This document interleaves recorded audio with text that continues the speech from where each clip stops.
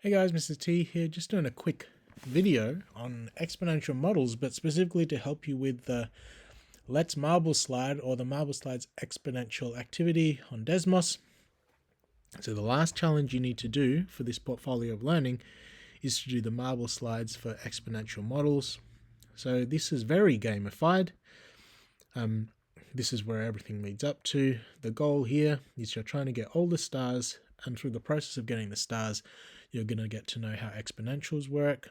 So to see how the Marbleslides work, hit launch, and you'll see the ball drops, and then it rolls along the functions that you've drawn.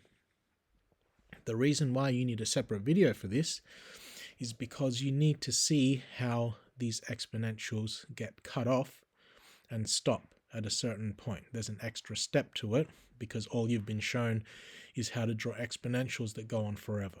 So go to the second page. Fix at number 1, change one number in the row below to fix the Marbleslides. You'll be able to do this fine because this only requires you to move it left and right. So you probably be changing that number there, getting it closer to the ball, getting it a bit further so it will roll and hit all the stars. What I need to show you is how to deal with this, okay? Because if I launch it, it's going to go there and drop off. But that is achieved using this in the curly brackets here. What can you see that it says in the curly brackets? It says x is greater than -7. So what's that telling you is that the graph is only going to be drawn where x is greater than -7. So to the right of -7, which you can see here in the graph. The graph starts at -7 and it gets drawn as an exponential all the way beyond that. So it goes infinitely to the right from -7. What happens if I change this to -8?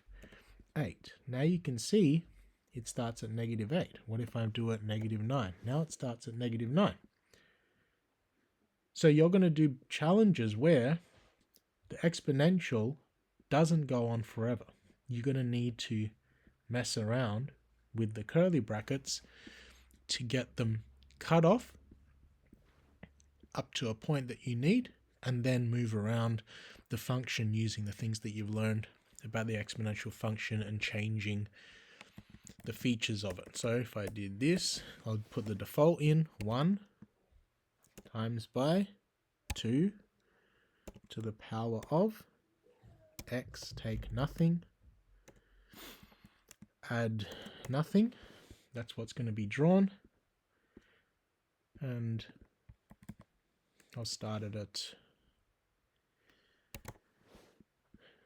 -10.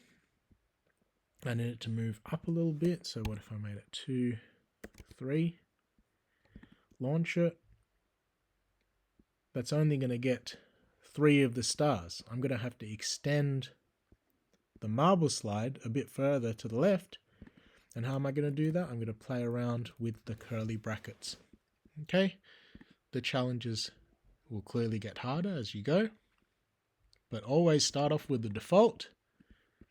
And you might have to play around with some curly brackets to get it working.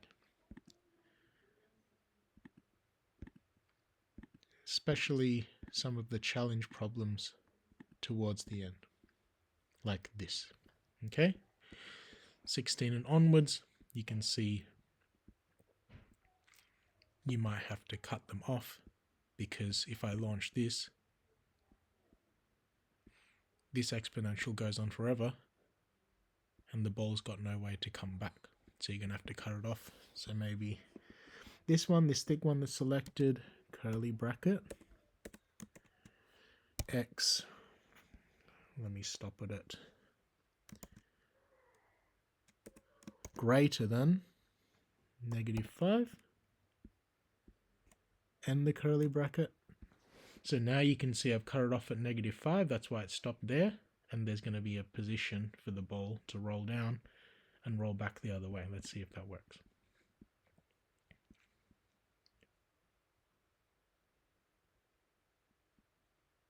So I got the third star, but now I need to cut off this third exponential so I can roll and get the other star. So you can see some of the harder challenges are going to require you to really mess around with exponentials and work out where to cut them off, which is what I showed you here by using curly brackets.